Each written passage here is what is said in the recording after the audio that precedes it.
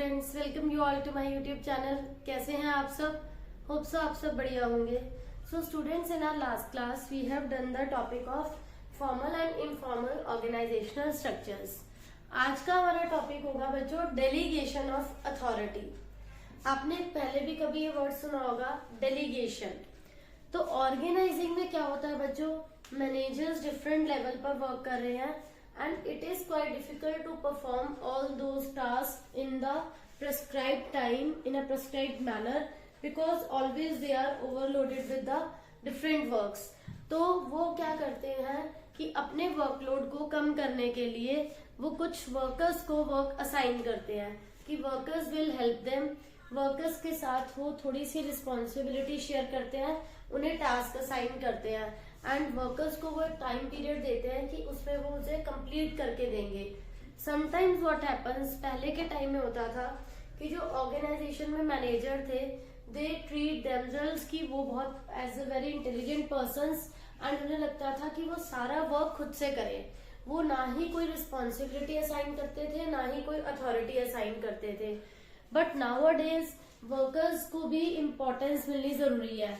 आप उनके साथ अगर थोड़ा पावर शेयरिंग करेंगे, थोड़ा वर्क असाइन करेंगे, they will treat themselves as an important part of management.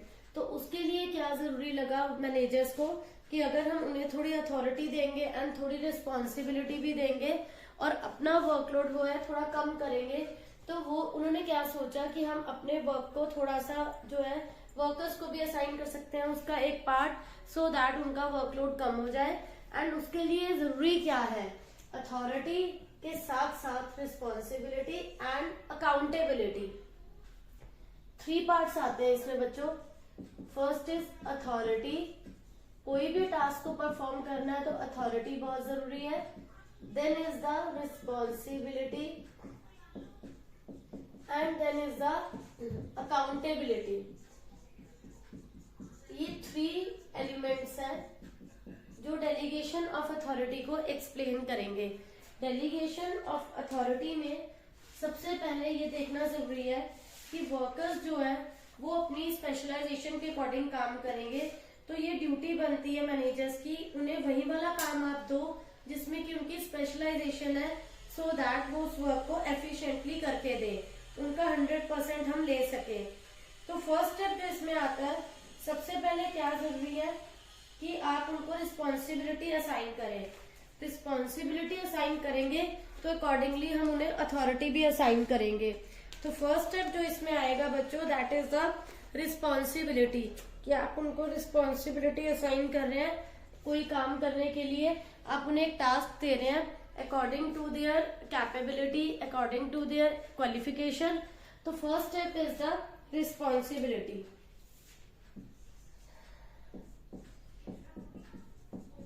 According to their capability and talent, managers will assign the work to workers कि जो भी उनकी एफिशिएंसी के अकॉर्डिंग है, so that वो अपना 100% दे सके।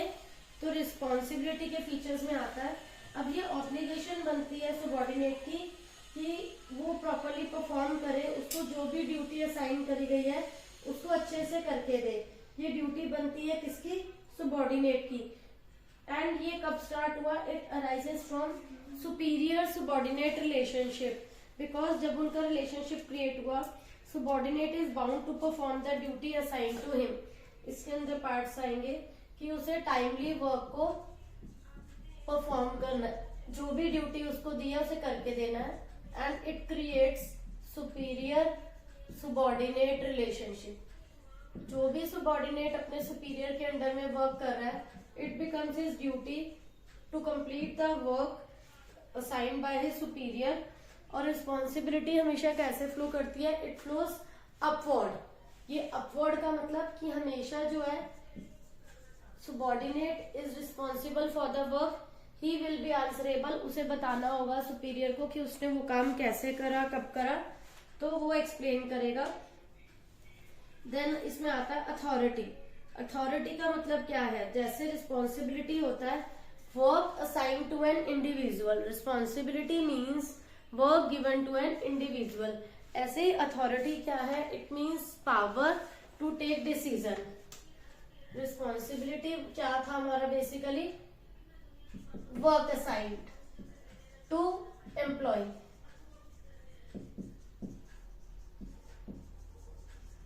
ऐसे अथॉरिटी क्या है, पावर टू टेक डिसीजन। जब हम उनको रिस्पॉन्सिबल कर रहे हैं, कोई काम दे रहे हैं, कोई रिस्पॉन्सिबिलिटी दे रहे हैं, इट इज आवर ड्यूटी, कि मैनेजर की ड्यूटी है वो उन्हें पावर दे कि वो कोई डिसीजन ले सके, कोई भी अर्जेंसी में उन्हें डिसीजन लेने की नीड है। अब इसके अंदर क्या आता है, मैनेजर्स जो है फॉर्मल ऑर्गेनाइजेशन में, अथॉरिटी जो अराइज होती है वो इंडिविजुअल पोजीशन से होती है। अथॉरिटी का मतलब क्या है, it refers to right to take decision due to your position. Authority determine करती है सुपीरियर सबऑर्डिनेट के रिलेशनशिप को।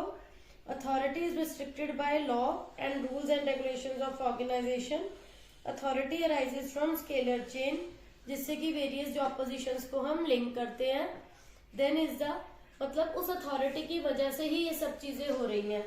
Then authority flows downward from superior to subordinate. Authority must be equal to responsibility. Authority जो है it must be equal to responsibility. जितनी responsibility आपको दी जा रही है अकॉर्डिंगली आपको अथॉरिटी भी असाइन करी जाएगी।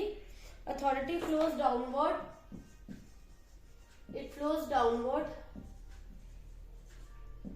क्योंकि जब रिस्पॉन्सिबिलिटी दी जा रही थी वो क्या था, उसमें जो वर्कर था वो रिस्पॉन्सिबल था, वो अपने सुपीरियर को बताएगा कि उसने क्या काम कैसे करा। And authority is given by higher level manager to their employees. तो यहाँ पर वो रिस्पॉन्सिबल रहेंगे, उन्हें काम को टाइमली करके देना है, कैसे करेंगे ये उनकी ड्यूटी है। तो अथॉरिटी जो है इट फ्लोज डाउनवर्ड। देन आता है इसके अंदर बच्चों अकाउंटेबिलिटी। नाउ अकाउंटेबिलिटी में क्या आता है, to make sure that subordinates perform their responsibilities in their expected manner, accountability is created. Accountability का मतलब क्या है कि subordinates will be answerable for the non completion of task और कंप्लीशन ऑफ टास्क। कौन आंसरेबल होगा, सबऑर्डिनेट्स होंगे answerable किसके लिए, कंप्लीशन ऑफ टास्क के लिए, कि वेदर वो टास्क कंप्लीट है या नहीं है, उसके लिए क्या रीजन है, उसके लिए रिस्पॉन्सिबल कौन होगा, subordinates. This is the third step. Accountability को आप डेलीगेट नहीं कर सकते, ये आप सिर्फ अपने सबऑर्डिनेट्स के साथ शेयर कर सकते हो, क्योंकि आपको क्या रिस्पॉन्सिबिलिटी दी गई थी एंड अथॉरिटी दी गई थी। अब मैं इस टॉपिक को बच्चों आपको एग्जाम्पल के थ्रू बताती हूँ। अगर प्रोडक्शन मैनेजर को टारगेट मिला है 20 मशीन्स प्रोड्यूस करनी है 1 मंथ के टाइम में, उसने इस टारगेट को 4 फोरमैन के बीच में डिवाइड कर दिया कि 5 मशीन्स जो है वो सब बनाएंगे। 4 फोरमैन जो है, ईच फोरमैन जो है 5 फोरमैन है, तो हर फोरमैन जो है वो 5 मशीन्स बनाएगा और 20 मशीन्स का टारगेट पूरा होगा। तो उसने रिस्पॉन्सिबिलिटी असाइन करी, उसने उन्हें अथॉरिटी दी, उसके लिए अगर रॉ मटेरियल फिनिश हो जाता है they can easily go to market and वहां से बाय कर सकते हैं। एंड एट लास्ट अगर वो काम पूरा होता है या नहीं होता, उसके लिए अकाउंटेबल कौन होगा, अभी वो सबऑर्डिनेट रिस्पॉन्सिबल होगा। देन उसकी अल्टीमेट रिस्पॉन्सिबिलिटी प्रोडक्शन मैनेजर की हो जाएगी, क्योंकि प्रोडक्शन मैनेजर ने वो वर्क असाइन करा था अपने अंडर सबऑर्डिनेट्स को। उसको अगर मेन मैनेजर ने ये वर्क दिया प्रोडक्शन मैनेजर को, और प्रोडक्शन मैनेजर ने आगे अथॉरिटी रिस्पॉन्सिबिलिटी असाइन करके काम करवाया, and if due to any reason वो सबऑर्डिनेट वो काम नहीं कर पा रहा, तो फाइनली उसकी रिस्पॉन्सिबिलिटी आ जाएगी प्रोडक्शन मैनेजर पर कि किस वजह से वो काम पूरा नहीं हो पाया। तो ये तीनों बहुत ज्यादा इंपॉर्टेंट पार्ट्स हैं जो इसके अंदर आते हैं, ये आपको पता होना चाहिए board exam point of view से। ये बहुत इंपॉर्टेंट है कि what do you mean by delegation of authority and what are its important various elements. तो उसके अंदर आएंगे रिस्पॉन्सिबिलिटी, अथॉरिटी एंड अकाउंटेबिलिटी। इसके बाद बच्चों मैं आपको नेक्स्ट टॉपिक करवाऊंगी डिसेंट्रलाइजेशन का, कि डिसेंट्रलाइजेशन क्या होती है। जैसे अब आपको क्लियर हो गया कि डेलीगेशन ऑफ अथॉरिटी में मैनेजर्स जो है वो अपने से लोअर लेवल के, अपने नीचे वाले लेवल के सबऑर्डिनेट्स को रिस्पॉन्सिबिलिटी भी देते हैं एंड अथॉरिटी भी देते हैं, सो दैट उनका काम टाइमली पूरा हो जाए। इसके बाद नेक्स्ट मैं आपको बताऊंगी डिसेंट्रलाइजेशन क्या होता है। ओके, तो इसके बाद बच्चों हमारा नेक्स्ट टॉपिक आता है डिसेंट्रलाइजेशन। लाइक अभी मैंने आपको डेलीगेशन ऑफ अथॉरिटी में 3 उसके एलिमेंट्स कराए। अब इसके बाद ना सभी स्टूडेंट्स के माइंड में एक कंफ्यूजन रहती है कि डिफरेंस क्या है डिसेंट्रलाइजेशन का एंड डेलीगेशन ऑफ अथॉरिटी में। दोनों सिमिलर है उनके अकॉर्डिंग, तो एक इस बात को आपको बहुत माइन्यूटली स्टडी करना है। लाइक मैंने आपको बताया डेलीगेशन में क्या होता है कि मैनेजर जो अपनी अथॉरिटी रिस्पॉन्सिबिलिटी जो है शेयर करता है अपने लोअर लेवल मैनेजर के साथ, अपने लोअर लेवल सबॉर्डिनेट्स के साथ, सॉरी, उसमें एक लेवल आप नीचे ट्रांसफर करते हो। लेकिन यहाँ पर क्या है डिसेंट्रलाइजेशन में, if an organisation is following the policy of कि वो ट्रांसफर कर रहा है अथॉरिटी एंड रिस्पॉन्सिबिलिटी को पूरे होल ऑर्गेनाइजेशन में at all levels of management, तो उसे आप कहेंगे डिसेंट्रलाइजेशन, क्योंकि डिसेंट्रलाइजेशन में पूरा ऑर्गेनाइजेशन कवर अप हो रहा है, जबकि डेलीगेशन में वहां पर अथॉरिटी रिस्पॉन्सिबिलिटी सिर्फ 2 लेवल्स तक असाइन हो रही थी। डेलीगेशन जो है वो क्या है, एक छोटा कॉन्सेप्ट है, ये वास्ट कॉन्सेप्ट है। तो डेलीगेशन में मल्टीप्लाई होती है अथॉरिटी 2 लोगों के बीच में, एंड डिसेंट्रलाइजेशन में होता है जब आप पूरे होल ऑर्गेनाइजेशन में ट्रांसफर करते हैं। Decentralisation can be defined as systematic distribution of authority at every level of management, transfer of authority and responsibility, authority के साथ साथ रिस्पॉन्सिबिलिटी भी आती है, एंड वो ईच एंड एवरी लेवल के लिए आती है at all levels. All levels का मतलब यहाँ पर आपको ध्यान रखना है, फर्स्ट चैप्टर में मैंने आपको बताया था there are 3 levels of management, top level, middle level and lower level.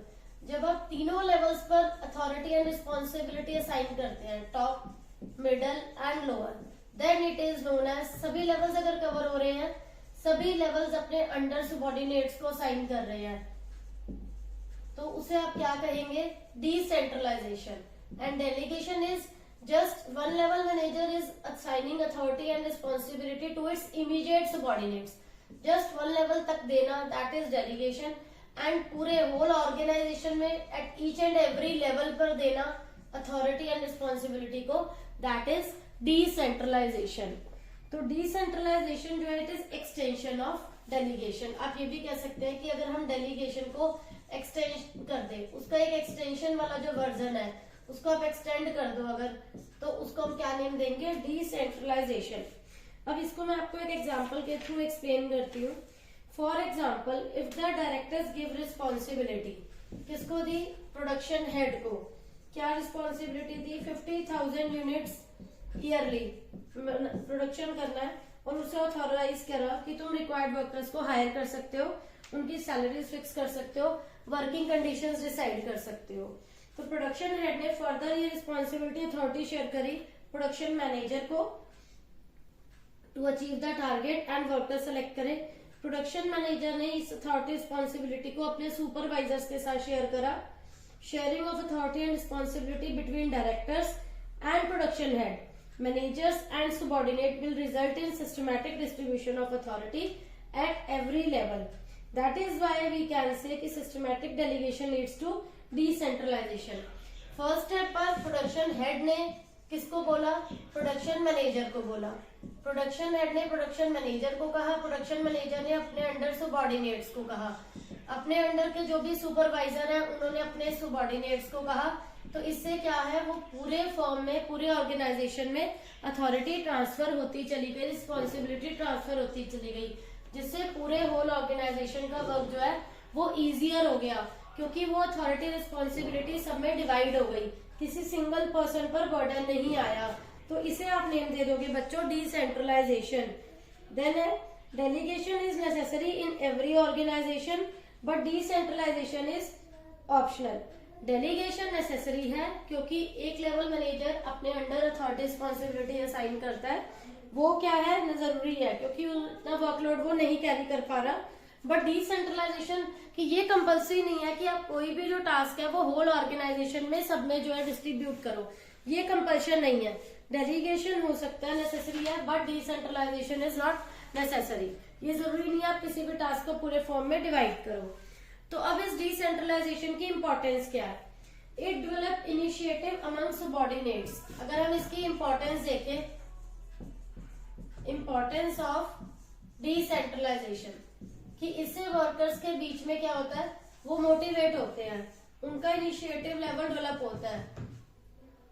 Initiative among subordinates, because उन्हें लगता है हमें वर्क मिला है, हमें टाइमली करके देना है, वो इनिशिएशन लेते हैं वर्क को और अच्छे तरीके से करने की।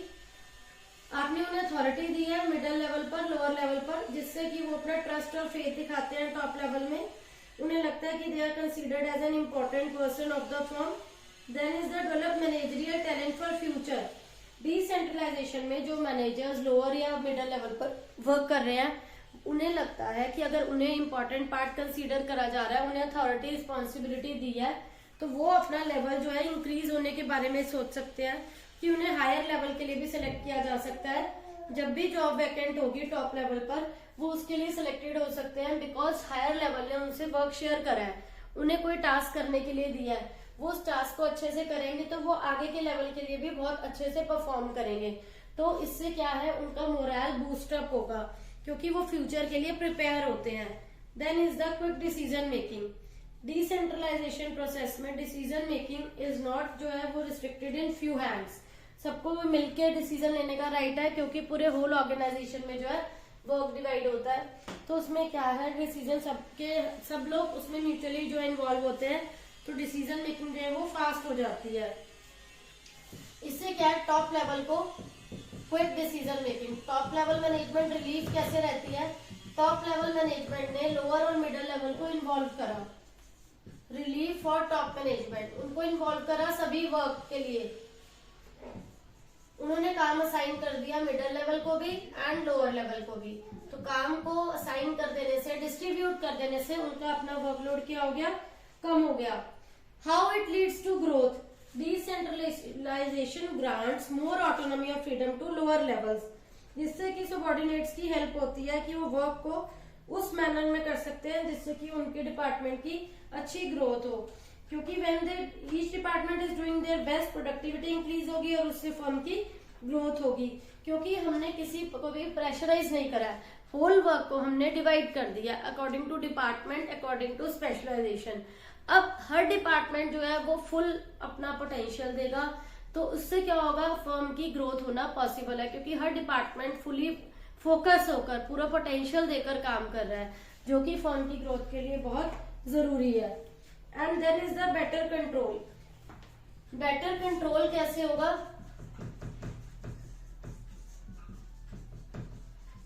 Separate task is given to each department, each personnel, so that कि वो अपना काम इंडिविजुअली बढ़िया तरीके से कर सके, किसी के लिए कोई कंफ्यूजन नहीं रहे, बिकॉज वर्क को जो है डिवाइड कर दिया है। वर्क डिवाइड हो गया, इंडिविजुअल सबको टास्क मिल गया।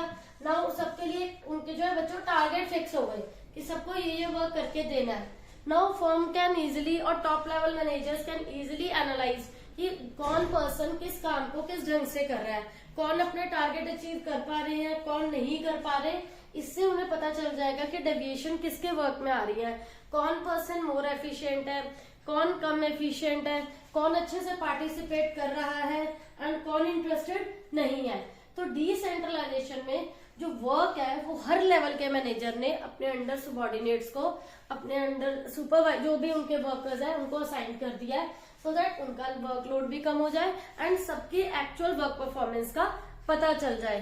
तो यहाँ पर हमें बहुत ज्यादा प्लस पॉइंट्स मिल जाते हैं इस टाइप के ऑर्गेनाइजेशन में, इस टाइप के डिसेंट्रलाइजेशन में सबकी परफॉर्मेंस का एग्जैक्टली हमें एक आइडिया हो जाता है। तो ये वेरी वेरी इंपॉर्टेंट है, किसी भी फर्म की ग्रोथ के लिए बहुत अच्छा है कि डिसेंट्रलाइजेशन होगा तो वर्कलोड कम रहेगा एंड फर्म की ग्रोथ हो पाएगी। तो बच्चों this is all about for today. Hope so आप सबको ये टॉपिक्स क्लियर हो गए होंगे। Delegation of authority and decentralisation दोनों टॉपिक्स क्लियर हो गए होंगे, कोई डाउट नहीं होगा।